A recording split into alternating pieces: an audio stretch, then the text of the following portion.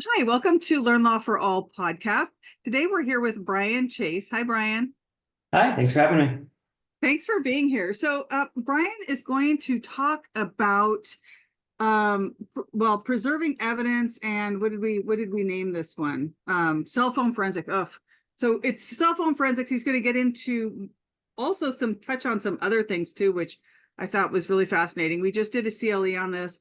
Brian was amazing. So we're going to talk a little bit about that. A little bit about Brian.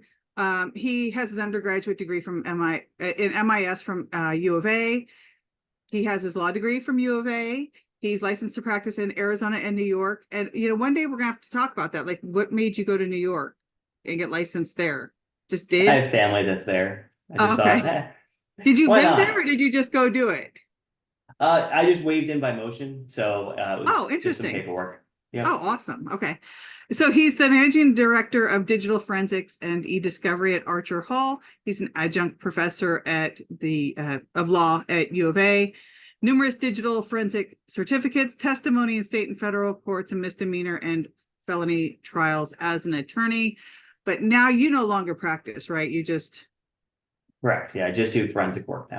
and I know I've said this. I said this last time we did our podcast, and I'll say it again. I say it in our CLEs. I mean, this is just such an incredible uh background that nobody else has. You are such a specialist. First of all, I don't know any other attorneys that even like computer stuff, right? I mean, we all run. um so again, just as a Yeah. disclaimer, we're only licensed where we're licensed. This is for educational and entertainment purposes only. Does not create an attorney-client relationship with either one of us. And so enjoy. But I'm going to ask you a few questions. And again, we just did the CLE. And one of the things that you let on was this crazy new screenshots thing, which we use so much in family law. Like, I mean, I just have a client that we use like 900 exhibits, Okay. and much of that were screenshots. So Yep. talk about that and talk about how those maybe just aren't as reliable as we all think that they are. Yeah, it's really easy to fake them. So you can go on a website like ifaketextmessage.com, or just go to Google and type in fake text message generator or fake Facebook message generator. You will find tons of pages that allow you to create fake chat conversations or text message conversations using these generators. And in fact, I'm sure most people have had this experience of seeing maybe on social media of like a meme or a joke where it's like a text message exchange. It's quite humorous. Somebody doesn't get something or something like that. Most of them are fake. Most of them people just created using one of these generators. They're not real conversations. So that happens in court. People can go on, create this fake screenshot, make it looks just like it would if it came from a phone, and there's no way to distinguish them. Even if it was real, maybe let's say they did go to their phone, they took a screenshot. How do we know they didn't just take that screenshot and then put it into something like Photoshop and change the text or the time? Or how do we know they didn't delete a message from their phone and then take the screenshot, making it look out of context? We have all these issues with screenshots. On top of that, kind of compounding on that, I guess, is admissibility issues. So if you're operating under the rules of evidence, you've got two that are important here. You've got authentication. You've got to provide evidence sufficient that the jury could reasonably find these are the messages at issue. But you've also got this best evidence rule, rules 1001 to 1003 of the federal rules of evidence. Rule 1002 says if you're going to introduce a writing, like text messages, you have to provide the original. Screenshot would be a duplicate. Rule 1003 says, well, you can introduce duplicates as long as there's no genuine question about authenticity, or introducing them would be unfair to a party. A party could certainly raise that issue and say, hey, I have no way of knowing these are real. They're missing information, like the date and times of the messages might not be in the screenshots. And so they could raise those issues. So some courts have looked kind of skeptically on these. I've heard of courts excluding them. There hasn't been a lot of appellate case law yet. But they certainly can have evidentiary issues in court because they're so easy to manipulate and falsify.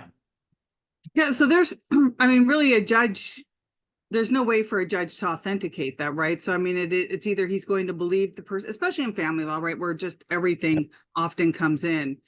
I guess if somebody's saying that's fake, I never sent that. I guess at that point, especially with no time, I guess if there's a time, you can always subpoena the records from the phone carrier to see if at least there's something at the same time. But there's no way to look at that, to prove that, right?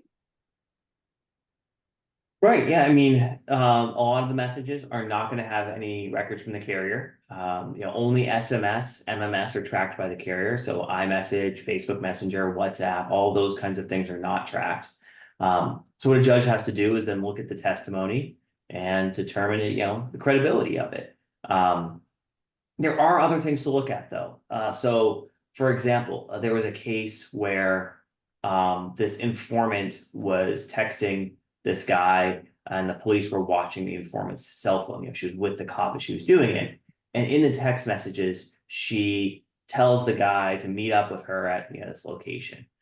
Cop and informant drives to that location. Guy shows up there. That's pretty good circumstantial evidence that he was the one on the other end of those text messages because he showed up. So you can look at the content of the messages, and if there's some other way, the content kind of corresponds to actions that were actually being taken, things like that, you can use that to help authenticate the messages as well. Yeah, that makes sense. And in family law, there's just a lot of complaining back and forth. So we might not have the context, but certainly in criminal law, if you've got something like that happening, that would be really important. Now, another thing that we talked about was preserving the evidence and how long those things are even good for if it is a real text message. So what does that look like on preserving? Yeah, so it depends on the types of data. Some data on cell phones is overwritten kind of automatically. So call log data, for example. Most phones only store the most recent 500 phone calls. You make that 501st phone call, oldest call, and the call log is going to be deleted, overwritten just automatically. So you want to preserve data quickly before it's gone. And often the only real preservation method is a forensic download of that device or screenshots, which obviously don't have problems there. You got to weigh, like, is it worth the costs of getting this phone over to a forensic examiner to download it? There might be other options depending on the types of data. Maybe it's something like Facebook Messenger data. You could go just download that directly from Facebook. A user can do that themselves. You don't necessarily need an expert for it. So you got to be thinking about the types of data and be considering, is this data going to be overwritten or not? If it's, how long is it going to stay on the phone? Is there concerns that the person might just drop their phone and it breaks and the data is gone? So weighing those options. But in terms of, true preservation, often the only option is a forensic preservation of that phone. Yeah, I found that very fascinating. I happen to be one of those people that keeps my text messages forever, because in case somebody sends me a picture or a recipe, I like to look at it, 2 years later. So mine would be there. But yeah, the other stuff, I did not realize how quickly things can come off of the computer or their phones. Yeah, I do have another, go ahead. Oh, so yeah, some people, have that text messages sent for only 30 days. So if they've got that, after you hit that 30-day mark, those messages will be automatically deleted. And we talked about this, and they're overwritten, right? They're not just out there lingering at that point. They're generally gone. Once they're deleted, it's generally gone, not recoverable.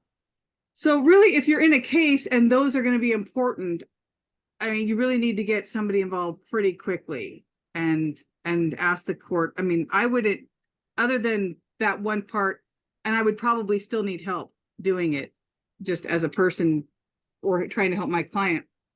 I mean, I really think you need to call in a forensic expert at that point and just say download it if you're trying to keep stuff, right? Yeah, I mean, if there's some things important there, I would definitely have a forensic examiner download it, because then not only do you have that data preserved, but you've also got an expert that's going to be able to testify to authentication and make sure that data can be introduced at trial later.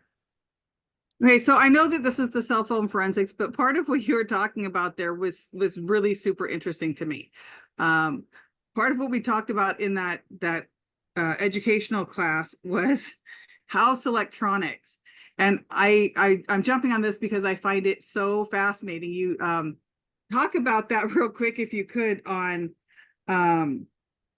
well, I mean, you mapped out what, just so that you know, what he mapped out on the class.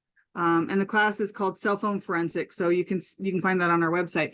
But what he mapped out was like a 2-story house, and there was like a Fitbit and another another Like type a of watch. watch, and a scale and a refrigerator. And did you have like a Roomba and Yeah, there's also all these yeah, it's things? lots of we call Internet of Things devices or IoT devices. And the reason that we group those into with cell phone forensics is almost all of those devices get set up using an app on your phone. So when we download a phone, we're going to find a lot of that data on the phone. But we also might find it in the cloud. There's all sorts of data. One story that I like was a news report from, I don't know, a few years ago. It was this kid got grounded, from their devices, got in trouble at home, and started tweeting from the refrigerator. It had one of those smart refrigerators. You've probably seen them at like a Home Depot or Lowe's. Has a screen on the front of it. Well, most of those screens just run Android, just like an Android cell phone. If you can figure out where to plug a USB cable into it, you could download it just like an Android cell phone. And you could do the forensic exam on it just like you would a cell phone. Well, this kid figured out how to install Twitter on it and started tweeting from the fridge. So you get all sorts of data from smart home devices. Often you'll get that just when you do the cell phone download from the user who set up those smart devices. Sometimes you'll need to go to the cloud to get that data. But there's so many of these devices now in our homes, and there's lots and lots of data being stored by these devices. You can use it to figure out kind of activity within a home. So you can use it as part of a timeline when you're trying to figure out, a version of events. You can be looking at these smart devices to try to put that timeline together. Yeah, that's what you did in the CLE, was you were talking about, like, if it's a murder case, you're putting somebody, did they become out of breath? Did somebody's heart, at what point did their heart stop beating? Where was the other person at that time? Were they upstairs? Were they talking to Alexa, their Echo? Were they on the scale? And you'd also said, I think, that some of those things stay in the cloud forever, right? Some of that information. Yeah, a lot of this data goes up to the cloud and it just stays there. Unless you go in and delete it, a lot of it's kept indefinitely. Amazon Echo data, for example, you talk to your Amazon Echo, those voice recordings can be saved indefinitely. Now you can certainly go in and change the settings. So if you're listening to this and you think, oh, I don't want my recording saved indefinitely, you can go in and change the settings. But for a lot of these devices, the data is just saved forever. And you can just go into that account, you can scroll back, and you can scroll back years and see all of that data. It just sits there in the cloud.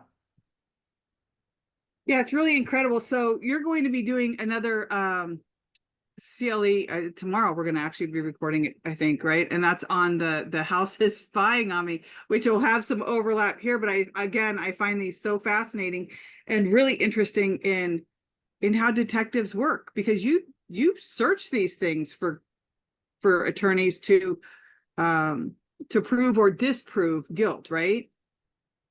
Yeah, we've definitely looked at these devices before in a variety of cases, comes up a lot in criminal cases. We'll be looking at these devices.